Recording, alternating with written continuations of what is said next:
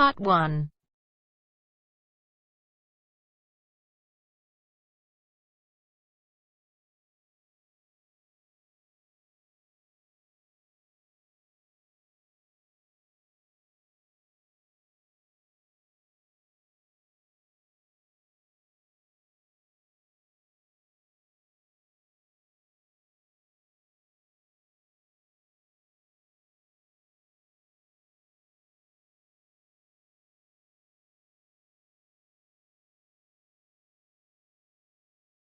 You will hear a conversation between a printing company employee and a customer.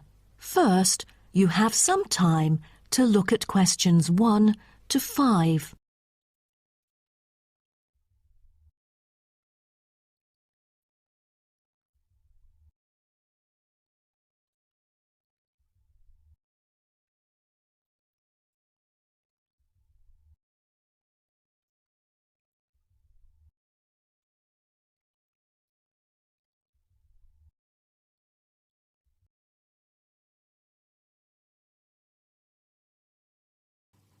Listen carefully and answer questions 1 to 5.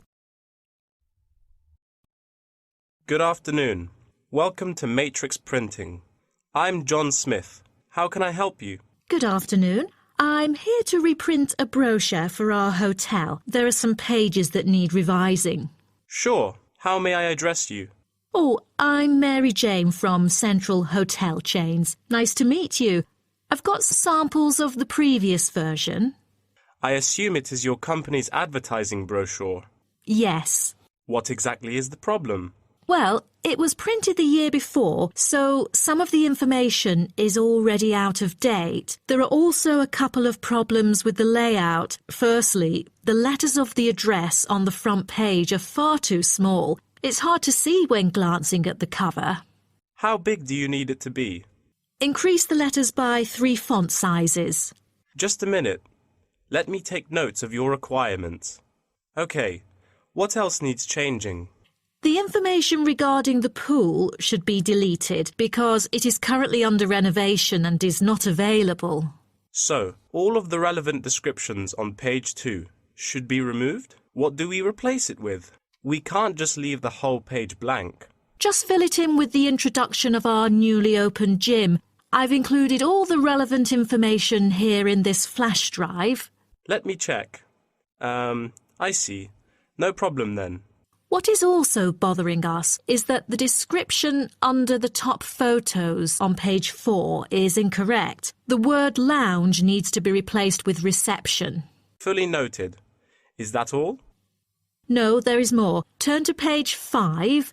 We feel that showing merely the picture of our exterior and interior decoration does not fully represent the appeal of our hotel. On second thought, we've decided to use a picture with the view of the hotel. Do you have the original copy of the picture? Yes, it is also enclosed in the flash drive. Okay. We'll re-edit the whole layout of the photos. Great. Before you hear the rest of the conversation, you have some time to look at questions 6 to 10.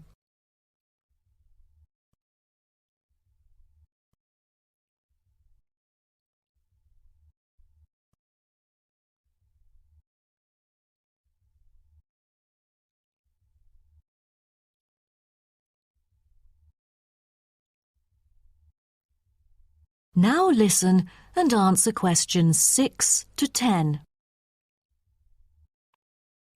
Let's turn to the next page. Yes. What's wrong with that? It seems perfectly fine to me. At first sight it seems fine, but according to the feedback of the customers, the prices do not stand out. So we want to change the print from black to red to make it pop out. Okay, I've made notes of all of your requests. Is there anything else? I appreciate it. Just one final request. Could you translate the whole brochure into Spanish? We have customers worldwide, you know, especially those from Latin countries. No problem. What about other languages, like Japanese, Chinese, or German? These are our most popular target languages. I have to ask the manager about the Chinese version. There's been a surging number of Chinese clients during recent years. However, we don't need German or Japanese translations, as we currently don't have many customers from those two countries. Sure. Just keep me updated. So, roughly, when could we get the revised print? We need it before the end of July. It's late June now. Roughly, it'll take 3 weeks to re-edit. So it will definitely be ready before the deadline. Great. To where shall we send the samples? The address is number 9 Green Drive, Clifton, NY 21300. How do you spell Clifton? CLIFFTON, Clifton. And the telephone number? It's 9030366602. Also, if you have any further questions, you can reach me through this number. Okay. That is the end of part 1. You now have half a minute to check your answers.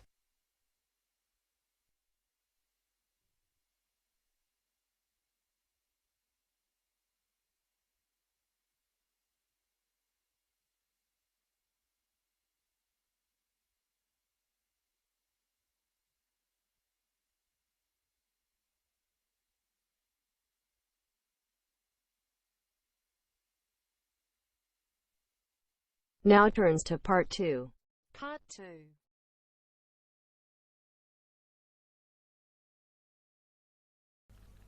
You will hear a guide talking to a group of visitors about a national park.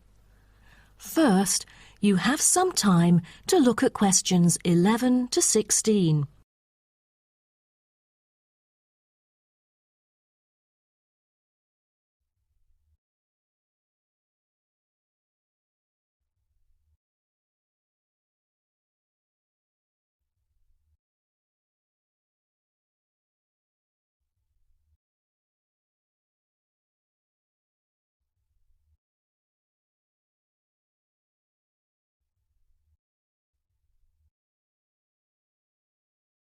Now listen carefully and answer questions 11 to 16.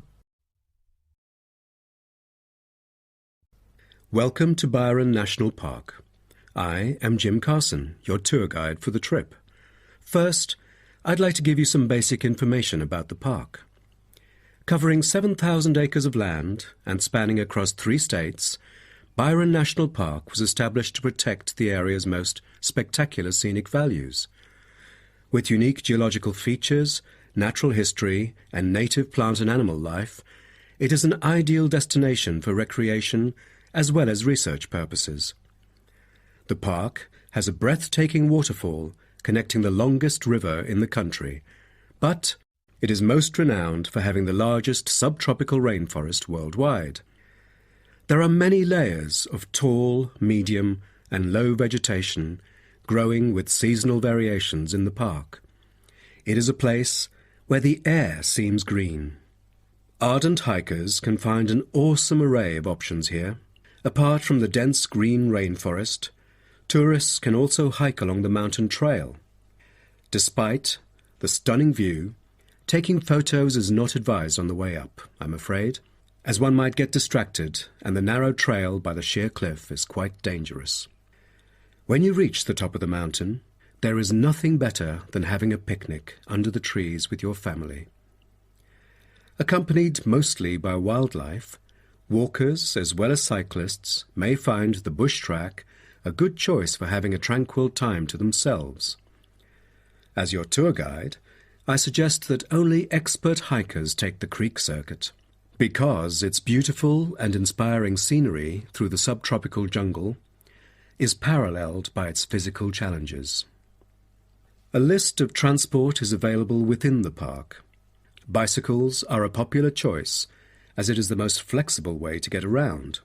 Electric trams are temporarily closed for maintenance.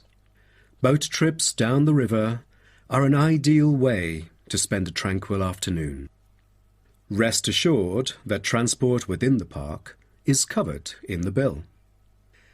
Extreme sports is another highlight of the park. There are, for adventurous grown-ups, especially those who are comfortable with having a racing heart, scary as it may sound, it is actually safe to participate in extreme sports under strict instructions and close supervision. Abseiling is available regardless of the weather. It is a fun way to overcome fear of heights, gain new skills, and get an adrenaline rush. Bungee jumping and paragliding are also available, except for during the summer. At this point, you might worry about meals here. Well, even though there is only one restaurant in the park at the moment, the variety of dishes is astonishing. There are 2 meals included in the price. Just get your meal ticket at the reception before dining. Also, there is no need to make reservations or worry about availability, since there are plenty of tables. Before you hear the rest of the talk, you have some time to look at questions 17 to 20.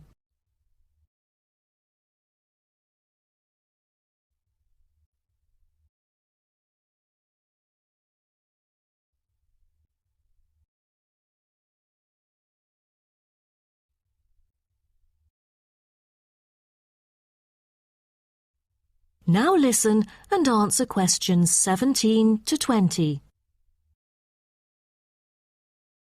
During your stay here, you might want to know what there is to do.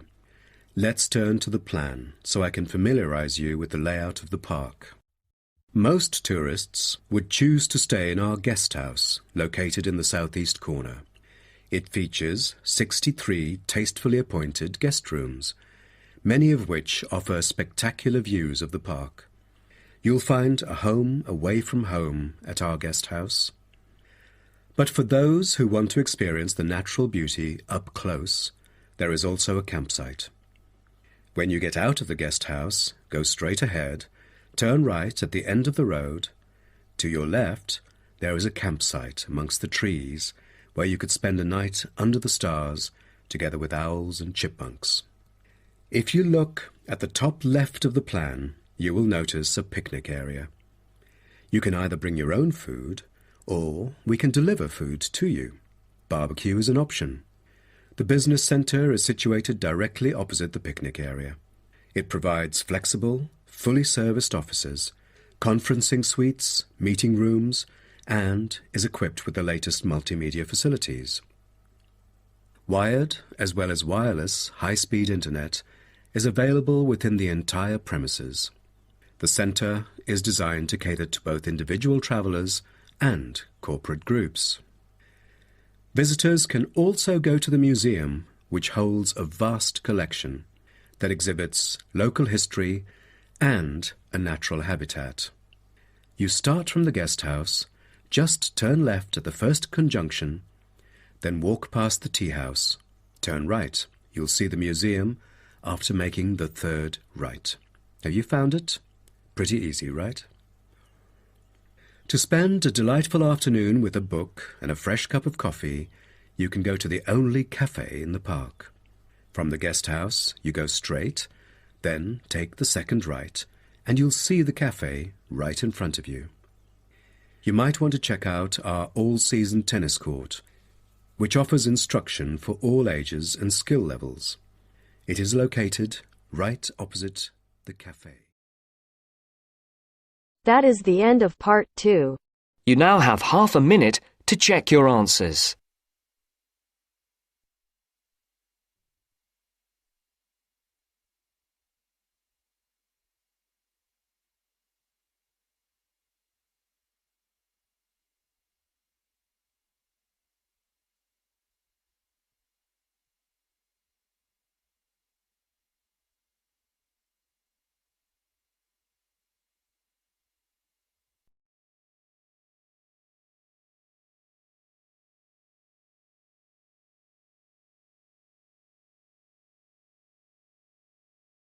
Now turns to part 3.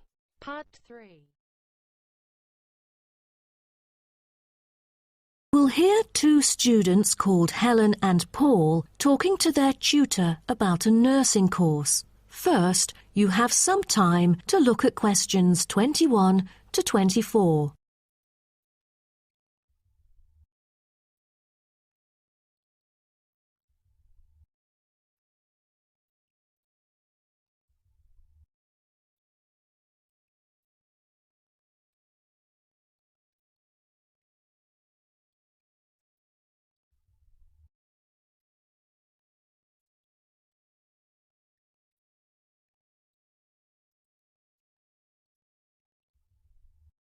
Now, listen carefully and answer questions 21 to 24. Helen and Paul, congratulations to you both for doing so well the past semester. You two have exhibited an impeccable performance during your first year in the nursing program. I'd like to get some feedback from the two of you to better improve the program and to provide guidance for our prospective students. I'd like to start with you, Helen. So, first of all, which aspect of the program impressed you? Well, to be honest, when I was enrolled into the course, I was expecting a group of classmates my age. But as I stepped into the classroom for the first time, I was surprised by the diversity. Most were in their 20s, but there were also those in their 30s or even 40s. As it turns out, the intergenerational communication has sparked intense debate and new thinking, and I think that's something special about the programme that I appreciate very much. What about you, Paul? What do you think of the program? For me, the group project we carried out last semester is another key feature of the program. The whole class was divided into 8 different groups, working on 8 prospective cases. Team-building sessions were conducted in a collaborative way most of the time. Comprised of 5 members, our group studied acute pancreatitis. During the process, we broke the task into different parts and assigned them to each member. We were then able to tackle the complex problem by pooling our knowledge and skills. More importantly, stronger links were established between the group members. Because of the project, we've all become good friends. That's true. According to graduates, group projects prepare them for the work world in which teamwork and collaboration are increasingly the norm. So tell me, Paul, what else do you like about the program? I want to be a registered nurse working in a public hospital after graduation. So the internship provided is a valuable opportunity for clinical practice in a supportive learning atmosphere. However, I was amazed by the amount of written assignments, since I thought the course should have focused more on practice-oriented learning. Well, I have to disagree with you, Paul. The essays demonstrate your understanding of the course. For me, writing essays is a process that involves critical thinking, which challenges me to develop my points more thoroughly. I thus manage to gain a diversity of perspectives. The program is designed to deliver basic and advanced theoretical knowledge of core concepts, including healthcare systems concepts, together with practicum or clinical practice experience to bridge the classroom content to the practice setting. So, I'm afraid written work is unavoidable. Also this year, we've added a module of law. How do you feel about that? At first, we felt that learning law is kind of redundant and too time-consuming. After a few sessions, we realised that it is necessary in dealing with future medical disputes.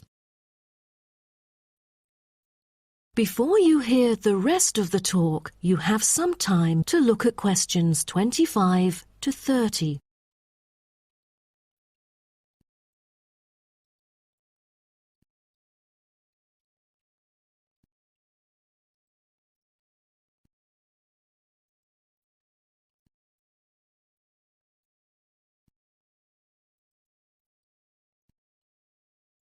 Now, listen and answer questions 25 to 30. Do you have any suggestions for prospective students? What bothers me most is handing in essays on time. I almost missed the deadline once because there were 3 essays due within the same week. So rationalizing your time is critical. Well, that's true. The lectures deliver so much useful information. I have poor memory, so I kept making notes and revisiting them on a regular basis. To my surprise, at the end of the semester, I have learnt the key concepts by heart. How was the research? I heard that it was quite challenging. How did you manage to overcome the difficulties? That's true. The majority of us had no clue how to carry out the research at first. Fortunately, when I was digging up reference materials at the library, I sought help from the librarian. She taught me about finding the appropriate resources and choosing the proper research methods. Have you checked out the online forum? Yes, it has become a habit for me to visit the forum regularly. In a sense, it extends classroom learning.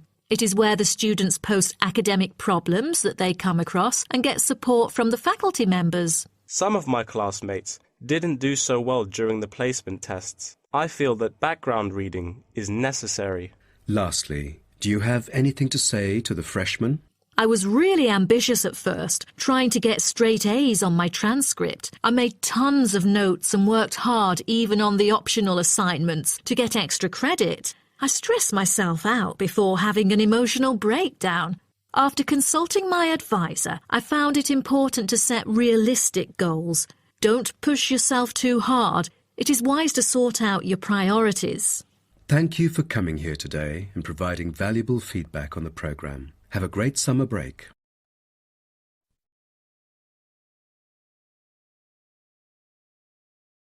That is the end of part 3.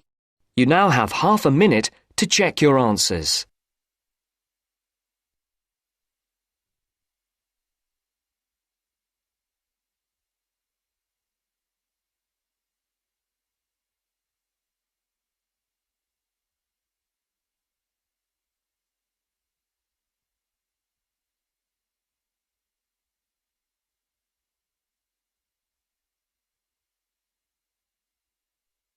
Now turns to part 4. Part 4.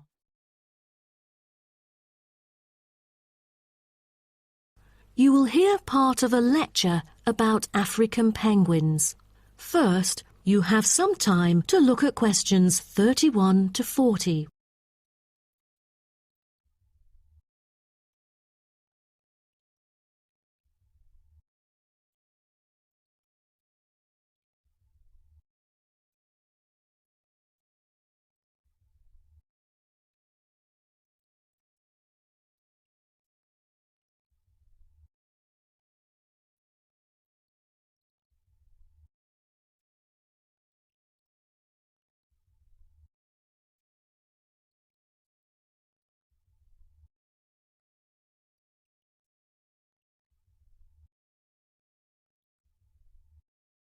Now, listen carefully and answer questions 31 to 40.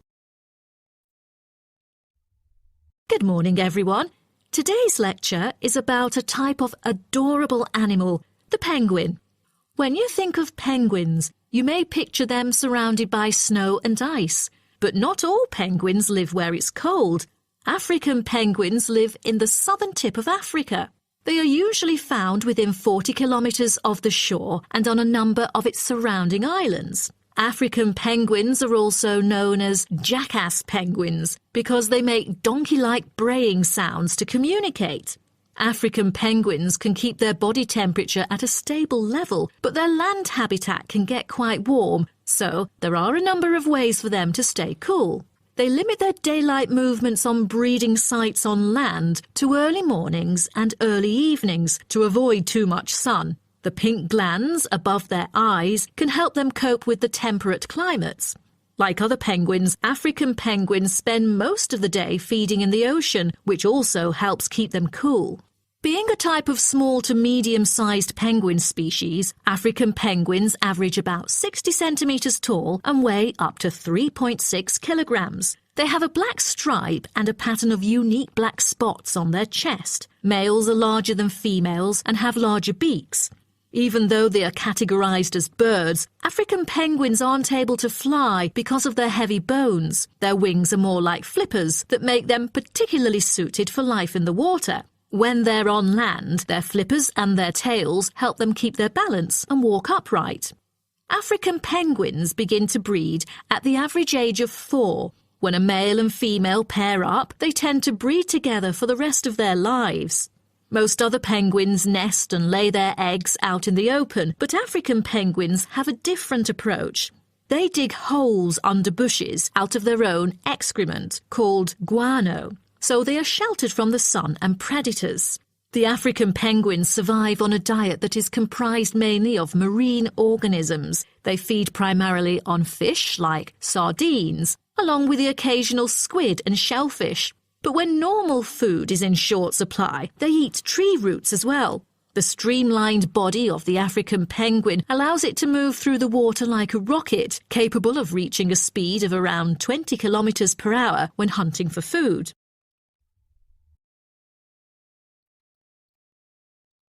The African penguin's smaller size means that it has many predators both in the water and also on dry land. Their natural predators at sea include seals and sharks. The biggest threat to them on land is not just towards the adult penguins. The penguin chicks are sometimes taken by seagulls into the air and dropped from above. The seagulls could thus feed on them. At risk from predators, young penguins are protected for about 40 days after hatching by both parents. They will leave the colony when they are between 3 to 5 months old and will return a few years later. The entire surface of their body is densely covered with feathers, which fall off during the winter. This process is called molting and takes about 3 weeks to complete. During that time, they are unable to forage. Therefore, prior to this, African penguins spend about 5 weeks laying down fat deposits.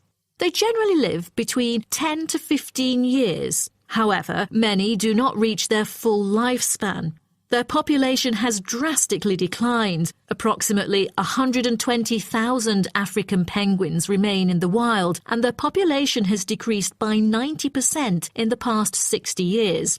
They are considered to be vulnerable and have been listed as being endangered. 2 major factors have contributed to their decline. They are struggling for nesting space due to human disruption and competing for food due to overfishing and pollution.